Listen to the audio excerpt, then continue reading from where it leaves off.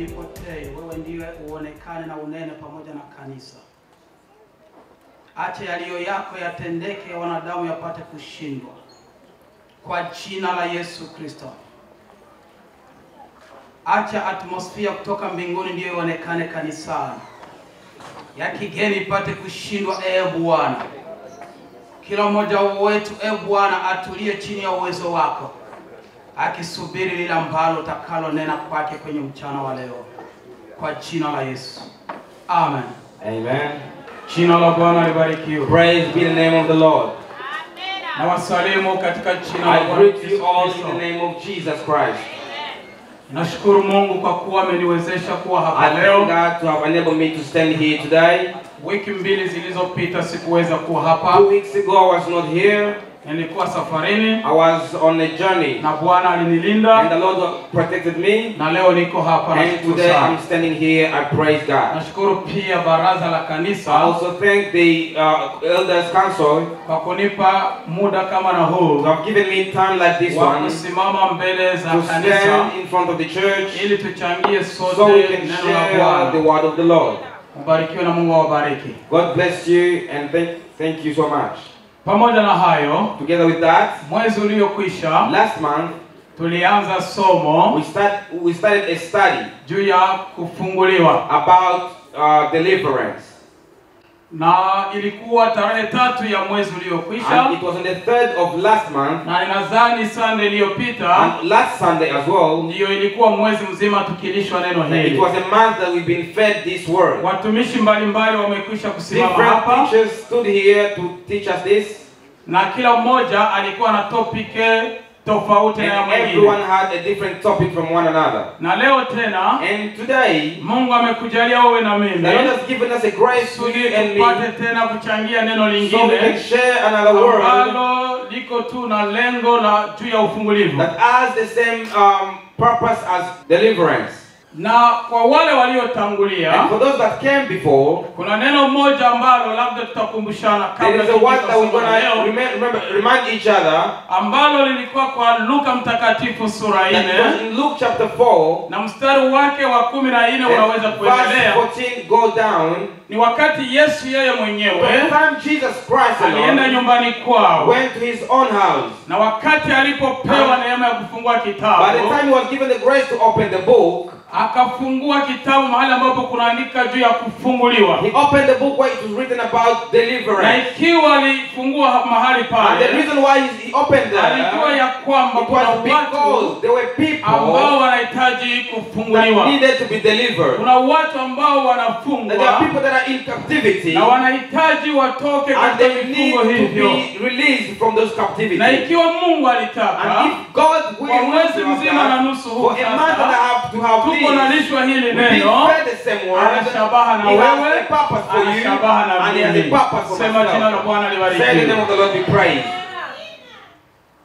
Kwa sababu, for the reason, kwa jambo lolote ambalo Mungu analofunua kwa ajili ya watumishi wake, ili liwe fundisho kwa ajili ya kanisa, ni kusema kwamba Mungu ana shabaha na mtu mmoja ndani ya kundi lile. Kwa sababu neno la Bwana halianguke bure. Wakati linaanguka, linakuwa na shabaha. Inaweza kuwa halikufika kwako, lakini litafika kwa mwingine. Someone else. Say amen if we are together. Yesu akasema ya kwamba, and Jesus said, akataka wamaskini wafunguliwe, he wanted the poor to be freed, walioteswa those that have been in trouble, watoke katika vifungo, vipofu wapate kuona, na wagonjwa pia wapokee uponaji. Na unaweza kuzania labda, and you may think that hawa ambao wanahitaji kufunguliwa ni wakina wanani? Those who want to be freed ni wale ambao walioamini Yesu Kristo. They are those who believed in kama Jesus Bwana na Mwokozi wao. Lord and Savior. Kwa sababu yeye mwenyewe alikuja ili kukufungua wewe na mimi. Na ndio maana tuko hapa leo. Na ukiona mtu anacheza, ni sababu amefunguliwa. Hallelujah. Hallelujah. Na hii neno kufunguliwa, and this word to be delivered, wale ambao walifanya grammar au sarufi, grammar sarufi. Grammar inatoka katika tendo kufunguliwa. It comes from the word to be set free. Unatoka the deliverance comes from the word to be delivered. Wale ambao walifanya sarufi kwa wanaelewa. Grammar understands this.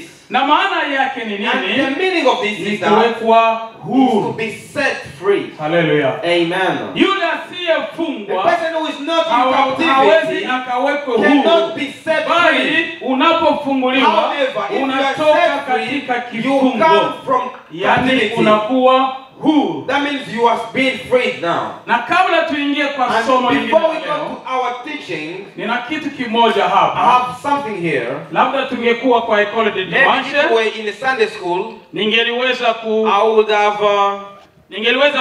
I would have asked you. Lakini kwa sababu tuko katika mafundisho ya watu wazima, adult people, Sunday school unaweza kuonyesha jambo hili. Sunday school can show them this. Lakini kila mmoja atakuwa na jibu lake tofauti. Everyone will have their own answer regarding this. Ila sisi kwa kuwa tuko watu wazima, but because we are adult people, tunapoiona tunaelewa mara moja ni nini. We know what it is. Hallelujah. Amen. Hallelujah. Amen. Na hii and this inaitwa kamba. It's called a thread. Nikisema it means somo letu la leo, our teaching today, litahusu kamba. It's gonna concern the thread or the rope. Tutazungumzia na aina mbili za kamba. Two types of the rope. Hallelujah. Amen. Labda nitajaribu kufanya kajeste kidogo kwa mkulimani wangu hapa. Maybe I'm gonna do a certain labda nikifanya kwa mwingine, sign with this guy here. If I do someone else, anaweza kusema labda nimemuonea. He may be upset and say that nimemuonea. I'm against them. Lakini huyu ni mtoto wangu. But this is my son. Hata sirika. He's not gonna get angry. Hallelujah. Hallelujah. Kule kwetu askari, back home the military, wanaposhika mjambazi, if they get a thief, walikuwa wakimfunga kwa kamba. They will just get him and tie him with a rope. Na wanafunga mikono huku nyuma. Tie the hands with a rope. Unaona mara moja kifua kimetoboka mbele. Mahali ambapo hawezi akajitikisa. Where he cannot shake and run by himself. Usiogope, hayo sitaifanya. Don't be afraid. I'm not going to do that to you. Nitajaribu tu kufanya kama jinsi hapa. See this brother here. Usinifuate. Don't follow me. Wewe sogea tu pale. Just go where you are. Hapa this one hawezi hata tena kusema anyoroshe hiyo mikono yake. He cannot pull his hands. Akitaka kunyorosha, if he try to pull them, mimi nikikokota nyuma, and if I pull it behind, hawezi kuendelea. He cannot go up front. Sijui kama tuko pamoja. I don't know if we are together. Akitaka kuendelea, if he wants to go forward, mimi nikikokota, and if I pull back, anarudi nyuma. He comes behind. Na sisi kama vile Wakristo, Christians, ndivyo hivyo, the same way, hizi kamba ambazo tunakwenda kuzungumzia, tunarudisha watu wengi nyuma. They bring a lot of people behind. Wakati unataka kuendelea, if you want to go further, unapokutana na hizo kamba, inakurudisha nyuma, na mahali ambapo ungefika, hautaweza kufika tena. Na tutasoma katika kitabu cha Samueli wa pili. Read in the book of 2 Samuel. Samueli wa pili sura 22. 2 Samuel chapter 22. Na mstari wake wa 6. Verse 6. Samueli wa pili 22 na mstari wa 6. Maandiko yanasema hivi: kamba za kuzimu zilinizunguka, mitego ya mauti ikanikabili. Amen. Amen. The ropes of Sheol entrangled me. The snares of death confronted me. Amen. Amen. Na Zaburi nasema hivi, and Psalm says this, 18 na mstari wa 4 na wa 5 nasema hivi: 4 and 5. Kamba za mauti zilinizunguka, mafuriko ya uovu yakanitia hofu. Kamba za kuzimu zilinizunguka, mitego ya mauti ikanikabili. Amen. Amen. Haya ni maneno ya mtumishi wa Mungu Daud. This is the word of the servant of the Lord David. Daudi kama vile tunavyomjua, he was a king. Na wakati alichaguliwa kuwa mfalme, he was chosen to be a king, yule aliyekuwa mfalme wakati yeye alipochaguliwa, the king that was before him, ambaye ni Sauli, his name is Saul, alikasirika sana. He was angry a lot. Na kwa wakati ule, and that time, Daudi akakuwa na maadui wengi David sana. had so many enemies. Alipokuwa na hao maadui And wengi, when he had all those enemies, ndipo hapo that's when kwa mahali ambapo the tumesoma place where we just read kwa Samueli, that in the book of ndipo Samuel, aliposema ya that's kwamba when he said kamba za mauti that the zilinizunguka, ropes of the hell entangled me. lakini kama Bwana hangekuwa na But if mimi, the Lord was not with me, singeliweza I kusimama. wouldn't have overcame this. Na wewe kama vile And you Mkristo, as a Christian, kamba za mauti the ropes of death, ambazo the one zinakufunga that are tying you right ni now, lazima zifunguliwe, it's time that they be ili open kwamba so that mahali unapokusudia the kufika things that you want to do or you want to uweze reach, kupafika. so you can reach Na there. Biblia inasema And the kwamba Bible says clearly tunafunguliwa toka that there kamba is za mauti, deliverance out of the ropes of the na death. kama hizo kamba And if those ropes ambazo zinakufunga wewe that are tying you, hauwezi kujifungua wewe mwenyewe, you cannot untie yourself Yesu aingie kati. only if Jesus comes Maana inside. amekuja Because he has come ili kwamba awaache huru so he can set wale free ambao waliofungwa. those that have been kept in captivity. Tunaendelea We continue. katika kitabu cha Wagalatia sura 5 na mstari wa In the book kwanza. of Galatians chapter 5 verse 1, Labda isome kwa English ndio utaelewa inasemaje.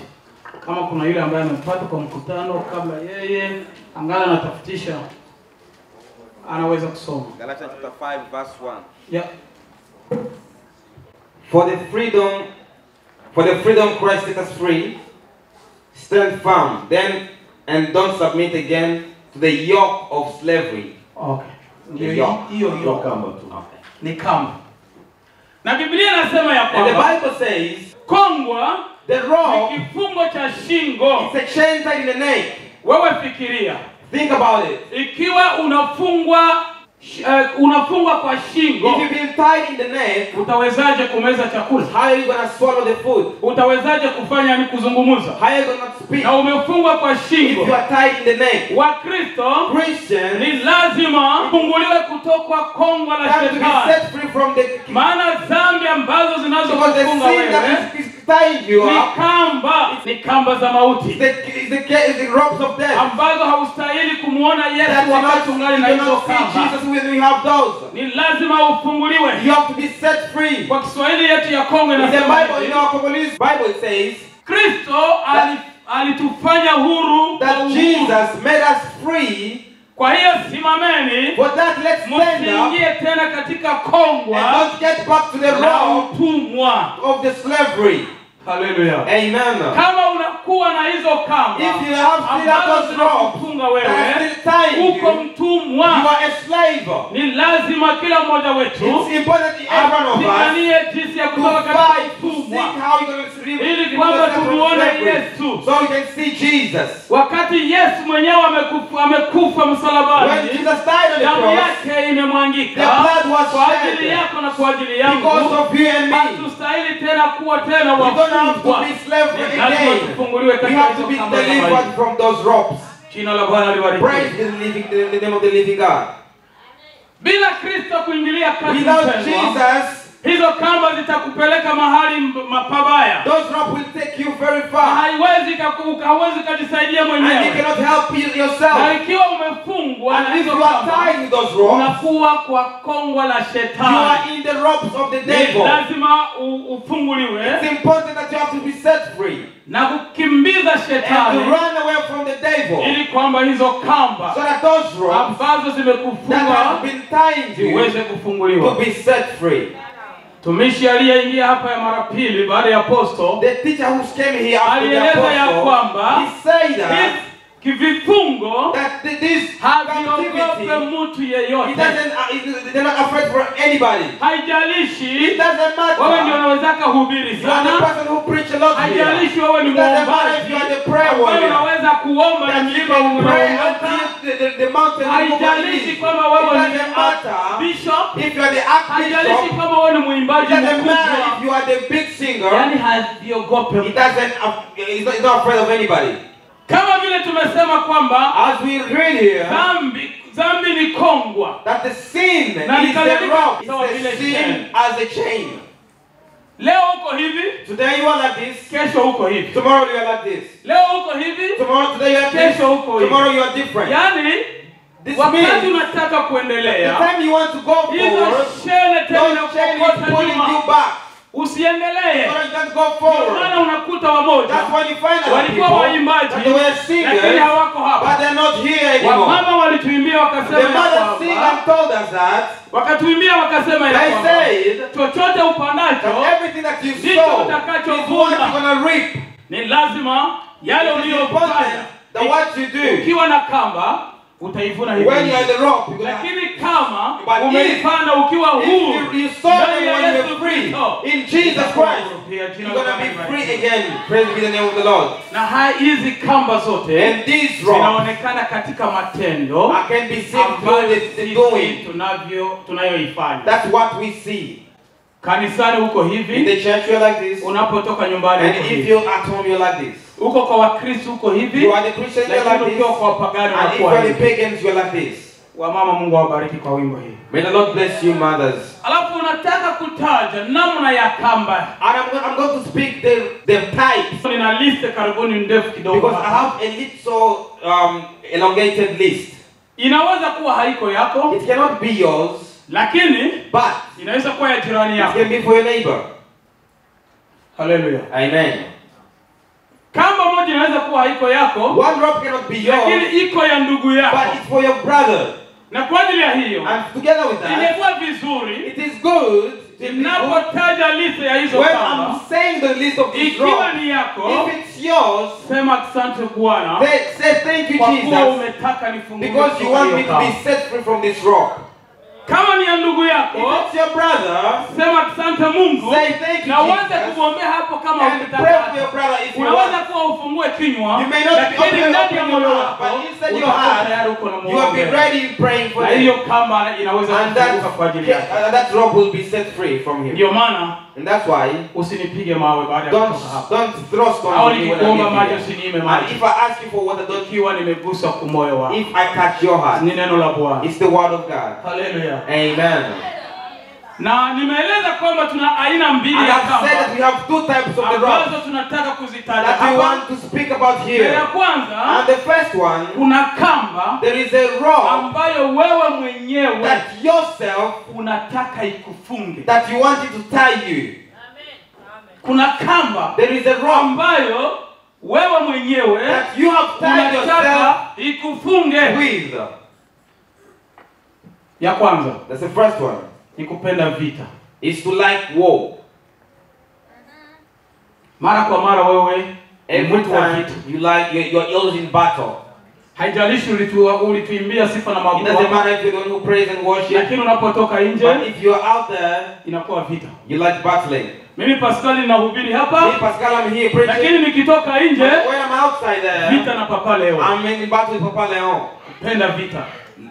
Hiyo ni kamba. That's a rope. Ni ya kutaka wewe mwenyewe. That you the one who likes it for yourself. Kuna kitu ambacho unaweza kuizuia. You can untie or you can protect yourself from doing it. Na utaizuia namna gani? It's separate from you. Ni lazima it's important uombe Mungu akupe hekima. That to ask God to give you wisdom. Unaweza kuwa haukupigana physically, lakini kwa kinywa chako, but in your mouth, unapigana. You fight all the time. Unapigana. You fight all the time. Hiyo ni kamba ya kutaka wewe mwenyewe. Of the cable that you need to lazima ufunguliwe kutoka hiyo kamba. Set free from that cable. Kanisani mwetu tusiwe watu wa kupenda vita. Let's not be the people that fight in our church. Tunapokuwa hapa tuko wapendwa, lakini tunapokuwa huko nje, hata mwingine ambaye atakuona, mbona huyu mwenye alisema hivi anaingia kanisani? Mbona anakuwa hivi? How come it's like this? Ni kamba ya kutaka wewe mwenyewe. It's the rope that you've tied yourself with. Mama nyumbani na watoto. Mama at home with the children. Mama nyumbani na mume. Mama at home with the children, with the husband. Ni kamba ya kutaka wewe mwenyewe. It's the cable that you want yourself to have. Baba hautaki mama akuletee yake mawazo nyumbani. Father, you don't want mom to bring their own ideas at home. Mama hautaki baba aseme. The father, you don't want mom to the father to speak. Kabla hajamaliza kuzungumza wewe unashaingilia zamani. You have already spoken to. Na wale ambao wanakuwa na hekima, and those that have wisdom, ananyamaza yake. They just keep quiet. Mama endelee. Mom continue and speak then. Ni kamba ya kutaka wewe mwenyewe. It's the rope that you put yourself willingly. Mama, baba, ni lazima tufunguliwe kutoka hiyo kamba. It's time we need to be set free from that rope. Sababu hiyo kamba, because that very rope, kama tulisema, remember that we say, kamba ni kongo yako mwenyewe unajifunga kwa the shingo. cable is the chain that you have tied yourself in the neck. Ni lazima uinvite Jesus, This time ukaribisha Yesu, kusudi so akufungua he hayo. can untie you from. Otherwise, akifika haijalishi saa when gani, he comes, doesn't matter what time, hautaenda. you won't go anywhere. Unaweza kuwa Mkristo wa You miaka may be in the kanisani, church for a long lakini time, kamba zile but zinakuzuia those ropes kwenda are mbinguni. still tying you and distracting from going to heaven. Kuna kamba nyingine ya kutaka wewe mwenyewe, There's another rope that you're putting yourself ni willingly. kutokubali neno la Mungu. It's not to agree to the word of God. Tunaweza kuwa 200 hapa au We can be over 200 or 300 here. lakini neno hili, But this word, acha nigusie kwa hili ila but leo. let me speak to the same word Wale today. ambao watalikubali Those that will accept ni it, wachache, there will only be na few. wengine wanapotoka And huku other people, nyumbani when they leave this place, hawajua hata neno they moja want to ambalo recognize even one kwa yale yote word ambayo that yamefundishwa. has been spoken Inapokuwa here. mtumishi Even amesimama hapa though the preacher stood kwa muda here wa saa moja, for almost 1 hata hour dakika 5, or 5 minutes, lakini wewe mtatoka but you're ndani going to leave this place bila hata neno. without even a single Hiyo word. pia ni kamba ya kutokubali That's neno la another Mungu. word for not Kama neno accepting la the word Bwana of God. linaingia, If the word of God comes linashabaha. down, it has a purpose. Kama sio kwako, If it's not for ni you, kwa ndugu yako. it's for your brother. Kama sio kwa mume If it's not wako, for your husband, ni kwa mke it's wako. for your wife. Kama sio kwa If mke not for your wako, wife, ni kwa watoto wako. and children. Jina la Bwana Praise to the libarikiwe. living God. Kuna kuwa kamba nyingine There's another rope ya kulipisa kisasi. that to revenge, the rope of revengeance. Biblia inasema ya The kwamba Bible says kisasi si chetu. that revenge is not for you. Kisasi ni cha nani? It's for the Lord. Cha Bwana. It's for the Lord. Kanisa tuko pamoja. Are we together, church? Kanisa tuko Are we pamoja. together, church? Kama kuna mwenye ananisikiliza hapa And if there sema is amen. anyone who's listening to me, say amen. Hallelujah. Kulipisa kisasi. Revengeance. Fulani ndo alinifanyizia vile. So and so is the one who did this to me. Na mimi paka tu. I will do the same. Na wengine wanaangalilia kwa shingo mbosi. And other people look in the neck. No. Sio wanaume tu yote You know, some of us don't know how to speak because no lakini wa mama but mother knows how to speak. unaona nasikia naye. And you see the mouth going down, mambo and mengine. you're going to bring other stuff, and you're going to ask if you are speaking this or not. Hiyo ni kamba ya kupenda. That's another rope that you are Ni putting yourself kamba ya willingly. kulipisa kisasi. It's a rope of Ni repentance. lazima uombe Mungu You have akusaidie. to tell the Lord to help you, Akufungue sababu to hiyo set you kisasi free, chako. because the revenge is Kama not yours. mtu amekutendea If vibaya, someone has done you wrong, Muombee Mungu. pray for them to the Mungu Lord. akutanane So that naye. they can meet Kama up with unasema them. amen, Say mpendwa. amen, my brother. Kisasi si chako. Revenge is not for you. Bwana ametaka The Lord aje has- kusudi tufanye namna gani? Tufunguliwe na The haya. Lord came so we can be set free from all of those. Haleluya. Hallelujah. Haleluya. Hallelujah. Mtumishi wa Mungu Apostle aliposema kwa chumba cha maombi The servant of the Lord, Apostle, said in the kama ni chamber lazima of prayer, kanisa ipate mafundisho juu ya that ufungulivu. it's important that the church has received the teaching of deliverance. Kwenye nilikuwaka, Where I was, sababu mimi ilikuwaka because inanifikia. it was touching me, Lakini kanisa but the church, inakuwaka na malaika wake. it has their own angel. Mimi sio malaika wa I'm not the kanisa. angel of this church. Alafu nikanyamaza. So I kept quiet and did Baba not say samahani anything. kama sikukwambia. But sorry, Father, Lakini that I kwa did kuwa not Mungu tell you. alitaka, But because wewe you wanted zungumzie, so to be spoken to him, kwa sababu I said umetokea. thank you because the Lord Ndio maana allowed you to nilitangulia appear. kusema ya That's kwamba why I said ikiwa previously Mungu anafunua that if the mafundisho Lord has kwa ajili ya given kanisa, something because of the ina maana. church, it has its Ina purpose. maana. It has a Anashabaha na purpose watu because wake. it has the purpose with other people. Wapenda tusilipishe Brethren, kisasi. let's not revenge. Kisasi ni cha Because the Mungu. revenge is for the Lord. Haiko yako It's wala not for you yangu. or me. Kama mimi If ninakosea, I've wronged you, uniombee Mungu. pray for me. Lakini hapana kunifikia But don't come na to me kuanza kunishota and vidole. start to fingerprint Sababu me. unaweza kunishota ile Because if you vidole. stand point Wa roho your ingine fingers, anaweza and akailuma. other people can Na wakati bite you. anailuma, And if I bite hata kama you, atapelekwa jela, lakini na wewe pia utakuwa but unasumbuliwa. you're going to be also suffering. Kisasi si chetu, ni cha Bwana. Revenge is not for you. Tena It's for kidole the Lord. haiponake mbii. And the finger doesn't heal properly or quicker. Kuna kamba ingine There's another rope ya kutaka wewe mwenyewe, that you put yourself willingly. Uongo. Lies. Uongo. Lies. Na wengine wameikamata sawa vile silaha. And other people have taken this as a weapon. Kabla haujadanganya, before you lie, haujatulia. You are not free. Haujatulia. You are not free. Kabla haujasema, if you have not spoken lies, haujatulia. You are not free. Uelewa ya kwamba hiyo ni kamba ya understand that this is the rope that you put yourself with. Lazima ufunguliwe. Say you are set from it. So you leave that rope. Kwa sababu uongo lies, it's not going to help you. Unaponidanganyia mimi, if you lie to me, uelewe kwamba haunipendi. You have to understand that you don't have me. Unaniua. But you are killing. Na wewe mwenyewe pia and yourself, unajiua. You are killing yourself too. Si kwamba unaniua mimi mwenyewe. It's not you're killing myself, but you are killing yourself as well. Samahani ikiwa kidole yangu itakuelekea. Sorry if my hand gonna point you. Si kwamba mimi nakusema wewe. It's not that I'm pointing you. Hallelujah. Amen. Jina la Bwana libarikiwe. Praise be the name of the living God. Wapendwa, uongo brethren, let's stop lies as using them as a weapon. Hata kama utateta wengi, if you're going to speak a lot about others, it's not going to help you with anything. It's not going to help you with anything. Sit down. Praise the Lord. Tell the God that the Lord and everything that's hurting me. Jambo lingine la kutaka wewe. Another thing that you willing put yourself into. Usisahau kwamba tuko mkamba. Don't forget that we are in the rope. Mtu kujifunga for the person that put themselves willingly. Kamba ya ulozi. The witchcraft. The rope of witchcraft. Ulozi. Witchcraft. Wengine wanasema kwa sababu tuko Australia. Other people say because we're in Australia, hakuna walozi. There is no witches. Walozi wako hapa. Witches are here.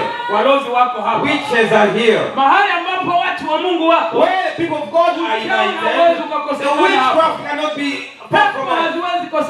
The demons cannot be far from that. Ndio maana sio waombaji tunajua. That's we prayer warriors know the secret. Tunajua secret. We know the secret. Kama wewe haujui. If you don't know the secret, but we do know the secret. Wachawi wako. The witchcraft is walozi wako. The witches are there. Na mlozi yeyote. And every witch kwamba ni kamba ya must understand that it's the rope that they put themselves into.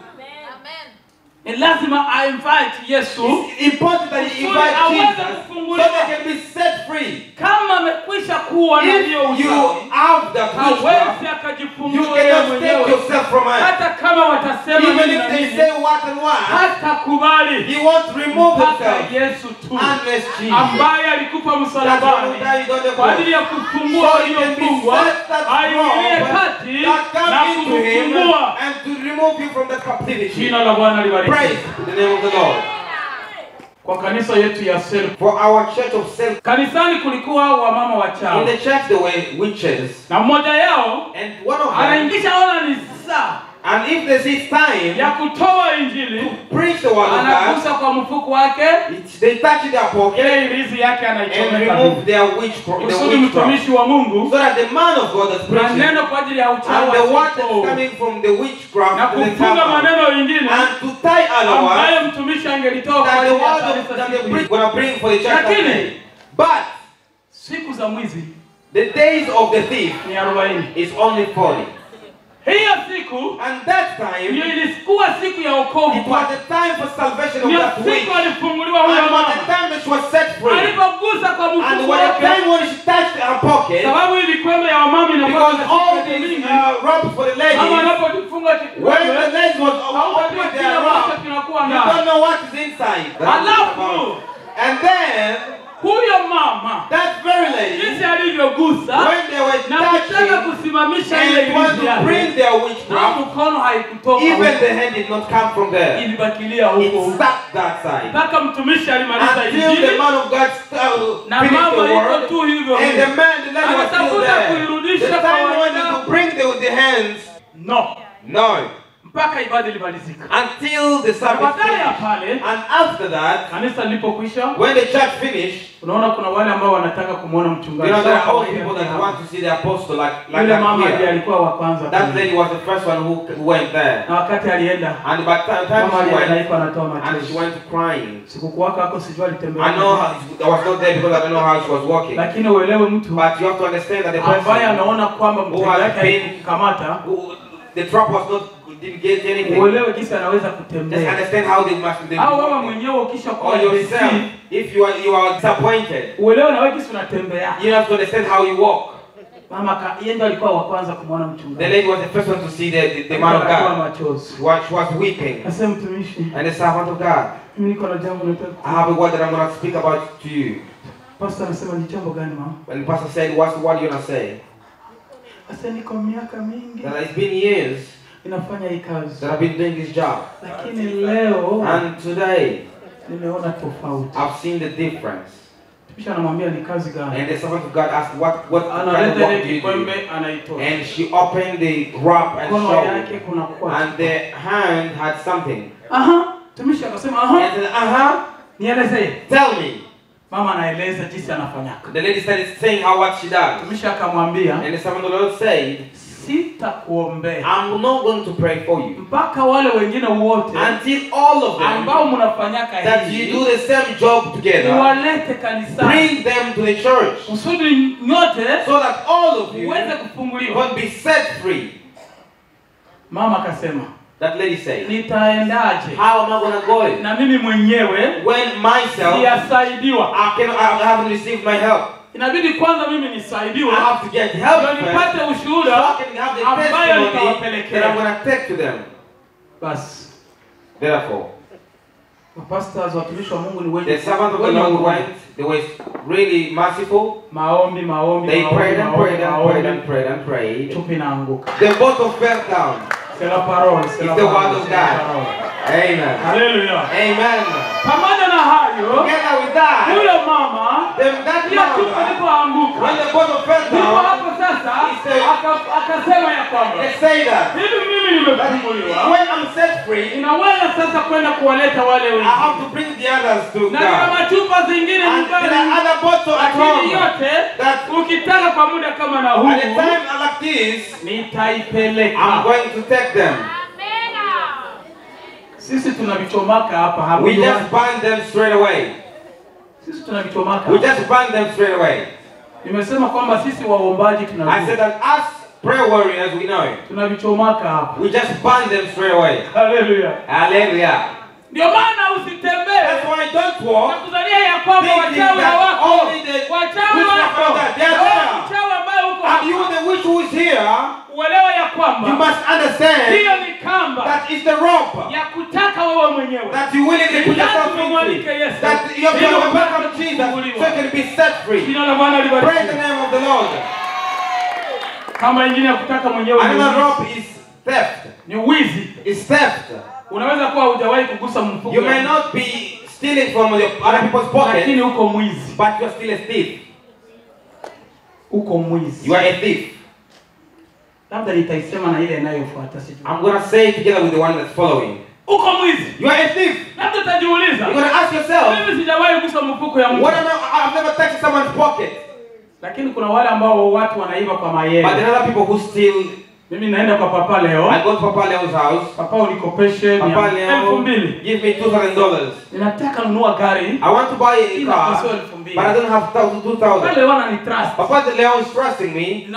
Ananipatia hela. He gives me the money. Anaona ni mtoto yangu. You know, he's my son. Mkristo mwenzetu. And he's a Christian like myself. He's not going to refuse. Ananipa hela. He borrowed me the money. Lakini badala ya pale, but after that, kurudisha sirudisha. I don't give the money back. Ninakuwa mwizi. I'm a thief straight away. Amen. Ninaenda kwa Papa Joshua. I go to Papa Joshua. Joshua unipatie ile loan mawa yako. Give me ile loan mawa. The lawnmower that you have. Ile mashine ya kukata mayai. The lawnmower that you have. Kwangu kuna pori mingi sana. I have a little portion of mashine. I take the lawnmower. Kurudisha sirudisha. A month later, Joshua anasahau. Joshua forgets that I took the lawnmower. Mimi niko na enjoy tu kukata mayai kwangu. Enjoying cutting the lawn. I'm a thief. Na hizo ni kamba. And those are the ropes that are tying us. Ulikuwa mgonjwa hospitalini. You've been sick in the hospital. Wamama wenzako wanakia kukuona. And the moms came to see you. Wanakuletea chakula. They brought food for you. Sababu uliona ile hot pot ni ya bien. Because you said the hot pot was good. Unapotoka, when you reach hautairudisha. Unaenda nyumbani. Mama sababu kuna nyingi. Because anasahau. forget about it and you are enjoying the hot pot, you are a thief as well. You are a thief. Nasikia Mungu anataka niseme na hili jambo lingine. And I think God wants me to say this one as well. Kutotoa sadaka kanisani pia. Not giving the tithe or offering in the church. It's another rope that you put yourself into. Bwana amekubariki kwa God has blessed you for 2 weeks. Amekupa 400. He has given you 400. But in the church, when you go, unakosa hata dola 2 ya $2 to bring into the Bwana anasema uko mwizi. The Lord says you're a thief as well. Amen. Hawaseme tena. They're not saying anymore. No, amen. There is no more amen. There is no more amen. They're touching everyone on the heart. How would I build with this step? The French say that the money is a good servant, but a bad master. It's a rope. Christians, hatuwezi enda mbingu. We cannot go to heaven na hizi kamba with these ropes tying us. Ni lazima tuachane na hizi kamba. We have to leave these ropes. Ile mwili uko nayo, the body that you have, afya ambayo uko na lamuka na you wake up every morning going to work. Bwana akitaka, if the Lord wants, tabakia kwa kitanda, you can stay on the bed as the women not coming from going to work. Last year wakati tulikuwa PEF. Last year when we were in PEF, mtumishi mmoja, a servant, tulikuwa na ibada ya jioni. We had a living service. Mtumishi mmoja akasema, and the servant of the Lord said, Afrika watu hawakuwa na makazi. That in Africa people didn't have work. Lakini walikuwa wanatoa moja ya 10. But they were giving tithe. Walikuwa wanatoa shukrani. They were giving thanksgiving. Lakini Australia, but in Australia, kila mmoja asubuhi, everyone in the morning, niko na shift. I have a shift. Niko na shift. I have a shift. So unaingia kanisani. When you go to the church,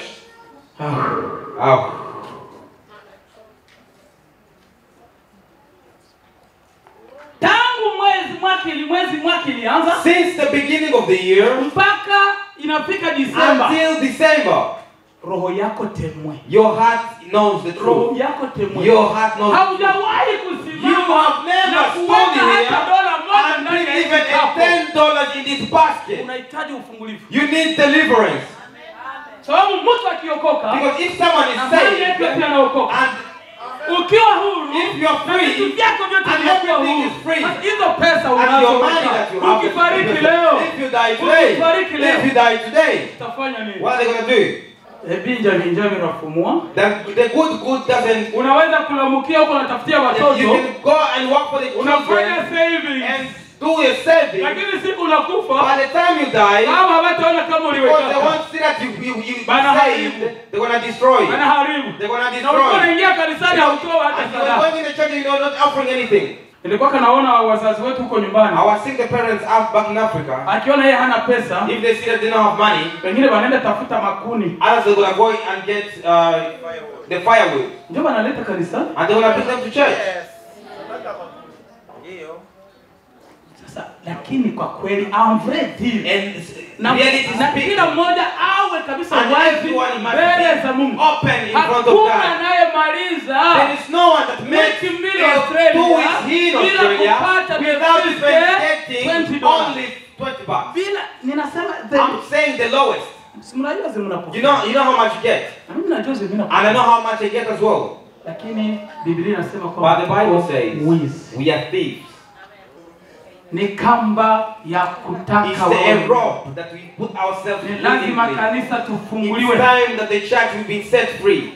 Ukijua kwamba unabarikiwa. If you know that you get blessed. Ukijua kwamba Mungu alishaka kutendea. If you know God has done a word for you. Toa. Give. Free. Reserve mbele ufanye mashopping zako. Before you do your shopping. Just $10. Just take $10 away. Just $10. Just bring $10. Nikiangalia hao watu wote ambao I see everyone that is inside here. I'm not going to see most inside.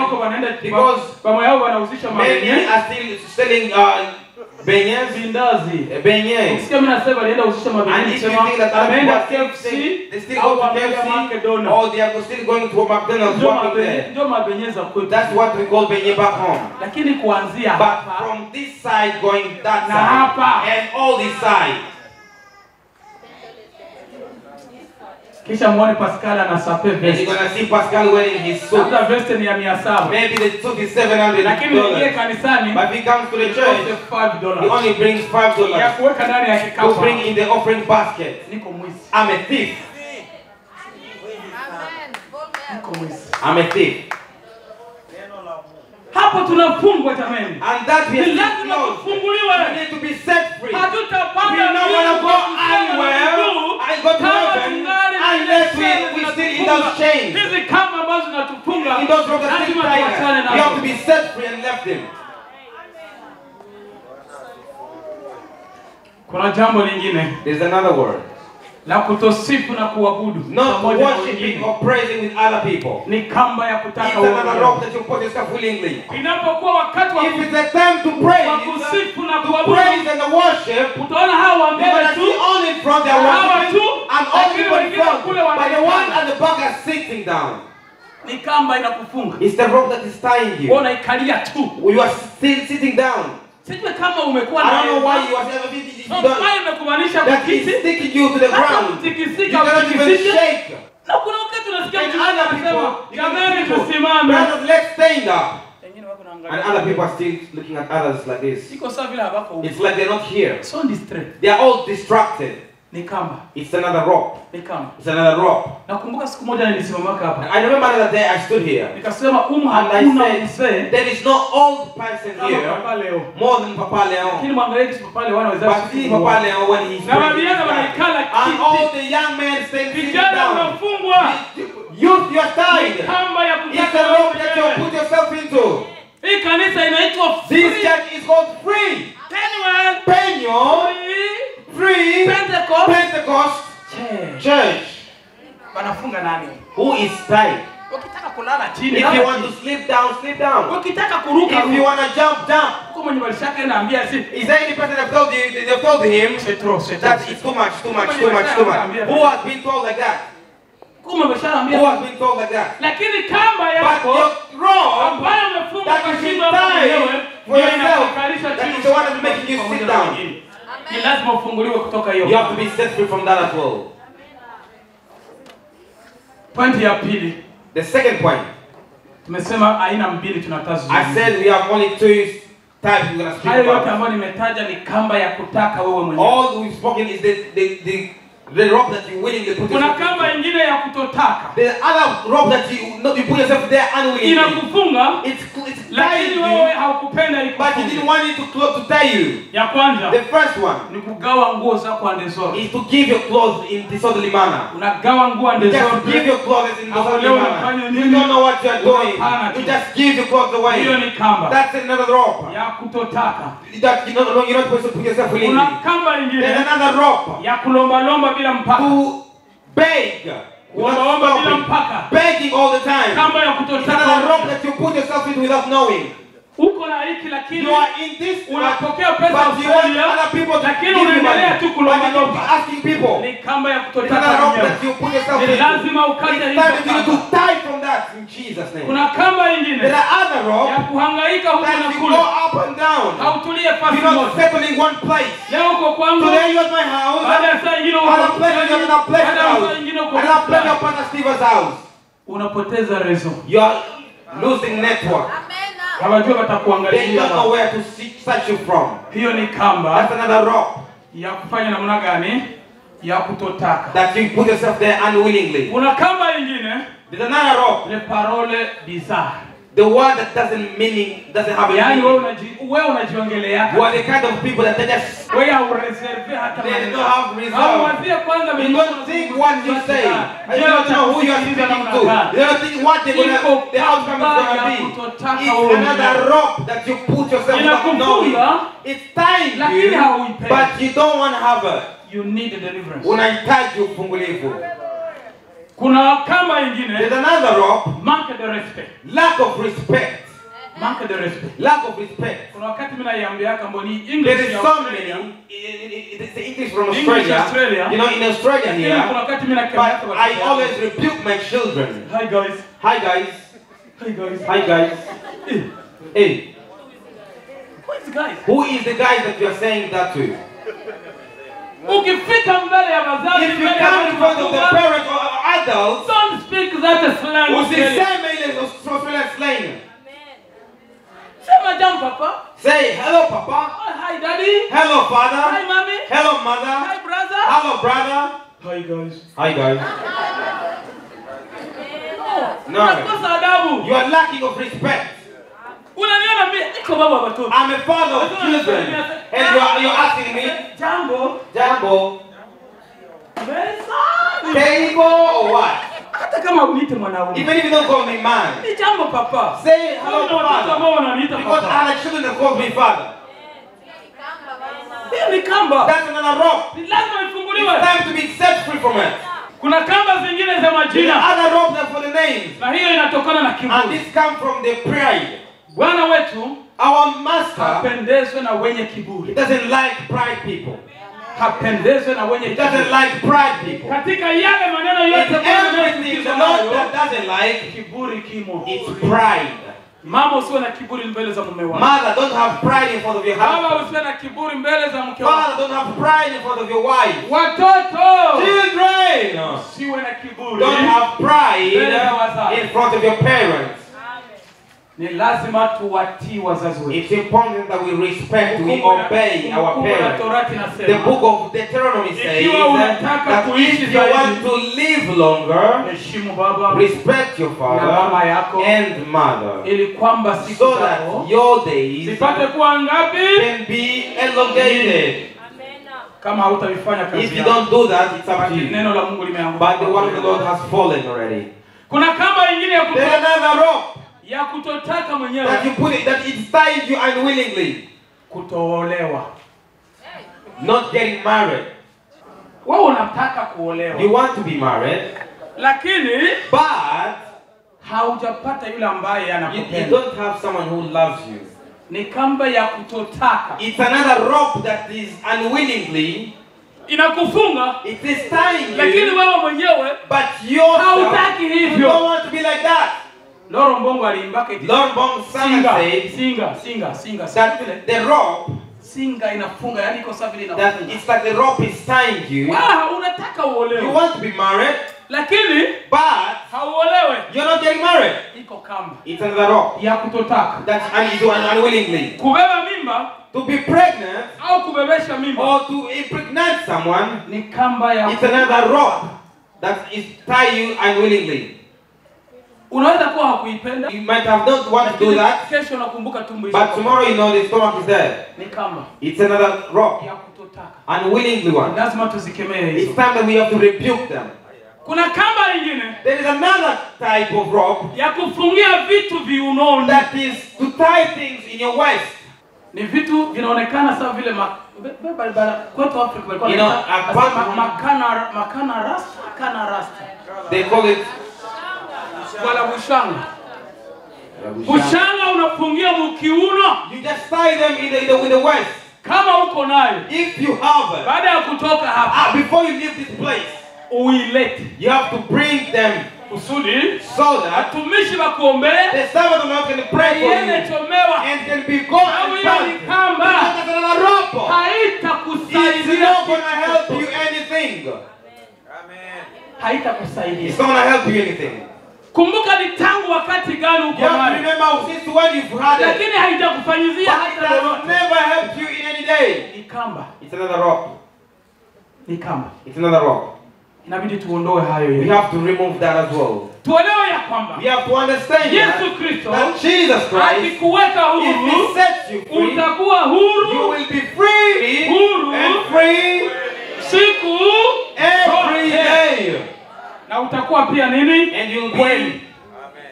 Sababu kisha kuwa huru, but if you're free, utakuwa pia kweli. You also be kweli. True. Hallelujah. Hallelujah. Hallelujah. Hallelujah. Hizi zote ni kamba. And these are the ropes katika maisha yetu. In our lives. Na tunahitaji ufungulivu. And we need deliverance. Kutoka kwa Yesu coming from Jesus Christ. Bwana na Master and our Savior.